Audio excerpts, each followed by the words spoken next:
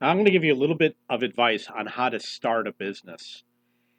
So I'm assuming that you have a product or service that you want to do. And you don't know how to do it. So basically, you want to focus on whatever is the immediate problem. You don't want to think too much about the distant future. So you could say, let's say you're starting at A and you want to get to Z. You got to say what's A, what's B, what's C, what's D, and go all the way. And I'm going to give you an example of how I started. I wrote my software. It was an ebook. It was in 1993. It was one of the first ebooks ever written, and it was a computer reference manual. And I wanted to sell it on disk, and I was like, well, how am I going to distribute it? The way software is done, you put it in a box. So there's one box company in the city, and I call them up. I said, I want to buy boxes. And the guy said, what kind of box? And I was like, what do you mean, what kind of box? He says, you mean like a paper box? Like, what the hell are you talking about? I didn't know. I didn't understand that the software boxes are paper boxes. So, and cardboard, I guess cardboard is considered a paper box. It's made out of paper. So I told him, I'm selling computer software. It's got a floppy disk, put a manual for the reference manual.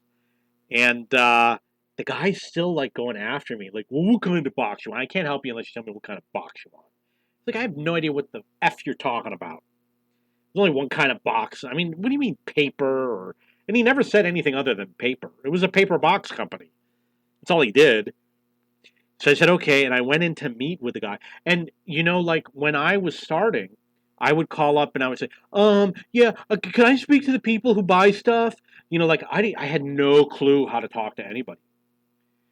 So what I realized is that I was planning too far ahead. And I was like, I'm thinking about how I'm going to have my software on store shelves.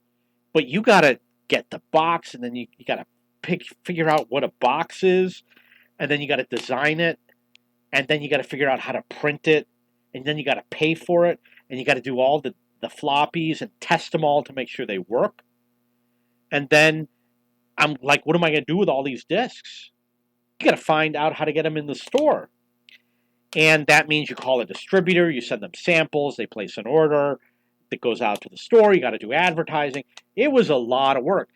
And if you think too far ahead, you won't make it. You got to think, what is today's job? What is tomorrow's job?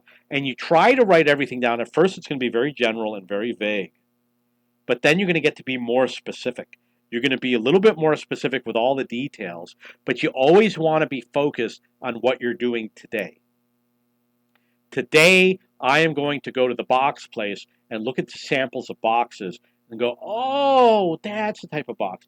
And I said, I want this box. And the guy said, this is how much it costs. And I said, I don't want that box. Show me a cheaper box. So you just want a regular box? Yeah. He said, yeah, just give me the regular box. And he showed me the regular box. I would call it a cardboard box. It's a little box. It's like the type of box that a puzzle comes in, a little bit thick. And he said, and guess what happens when you say, yeah, yeah, that's the box I want. Okay, you want us to assemble it, or are you going to do it yourself? And I said, I think you're going to assemble it for me. I'm not going to assemble 1,000 boxes. And he said, okay, you're going to decide, there's the inner box and how big you want the box to be. Oh, 5 by 10. Okay, you got the inner dimensions and the outer dimensions. What the F are you talking about? Try not to swear. What the F are you talking about? So you got inner dimensions because the bottom of the box has to be an inner size and the outer size of the box has to fit over it, just like a jigsaw. Because I didn't want to buy whatever more expensive box that cost 10 cents more per box or whatever. So, it's really complicated. And then you'd go home and like, I have no idea what I'm doing. And it was a big part of my life to figure out how to get the box. I eventually figured it out. I actually made a lot of money. $10,000 in my first year selling boxes. And I met many of the customers. So, focus on what you got to do that day. Try to make the A to Z. You know, was it? There's a guy who says The Secret. There's a book called The Secret, and you think it and then it comes into your life. People don't get it. If you can't think it, you're not going to be able to do it. You understand what I mean? Like, you know how to wash dishes, but a 5-year-old doesn't have a clue. They can't think the process through. You have to be able to think the process through, and then you complete the process. You start working on it A to B to C, and you finish it. And that's what the book The Secret is supposed to be about. It's supposed to be about how you think something, the process you're going to get it, and then you follow your thought in order to bring it into your life. You're not really bringing it into your life, you're actually making it happen. So that's what you do. In the United States, it's easy. You just go to the clerk house and you go through the book, and actually, they do it online, I'm sure.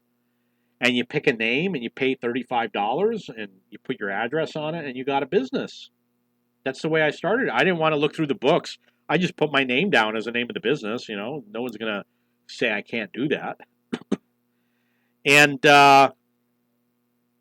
don't spend too much money. Be stingy with your money. If you spend your money, you never know what's coming down the line, what you're going to have to pay for all the fees and marketing. Keep your money as tight as possible. Now you have an advantage. You can go on the internet and speak to other people, ask them their advice. Try to talk to people who have been doing it a long time, like 20, 30 years, or people who have started lots of businesses. If you go to a company that will start your business for you, they're just making money off you. And don't let anyone keep your corporate book. They'll keep it in their office because you don't know that they filled out the papers. They could put their own name on it.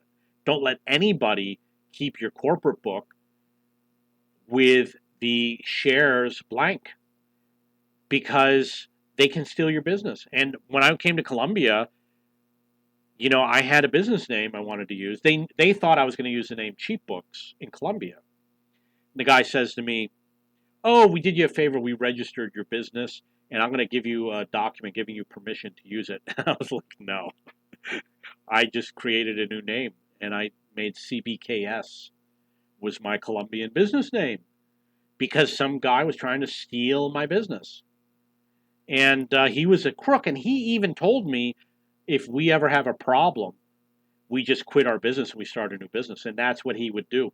They ignore the government as long as possible, like paying taxes or whatever.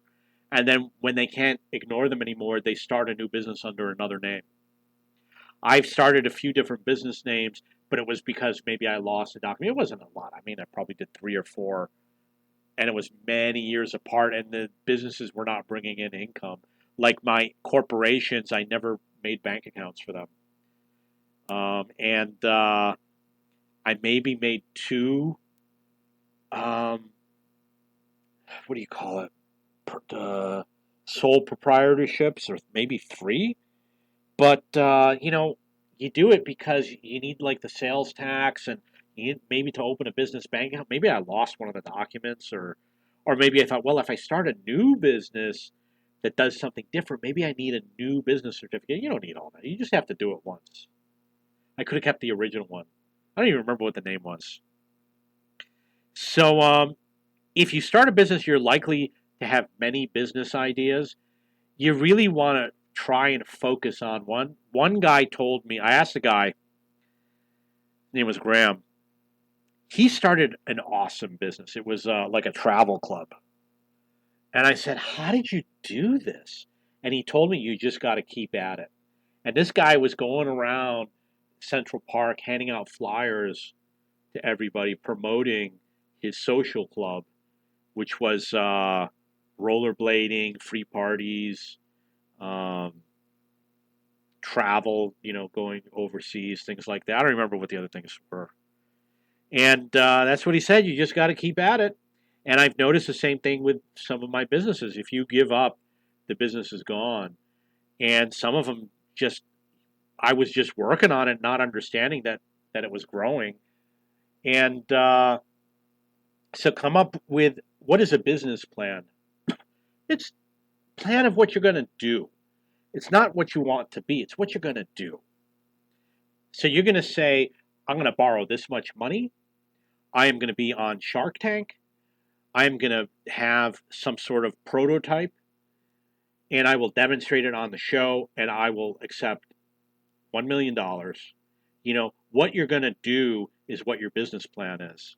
Don't put down where you want to be because you're going to, how are you going to get there? You need the plan, the A to Z, not where you're going, but how you're going to do it. So that's basically how it is. If you have any questions or comments, or if you want me to make another video about business, I've been a business owner for 30 years. And in fact, when I was a 12-year-old, I used to go around mowing lawns and newspapers and selling stuff, mail order. If you have any questions or comments, please post below.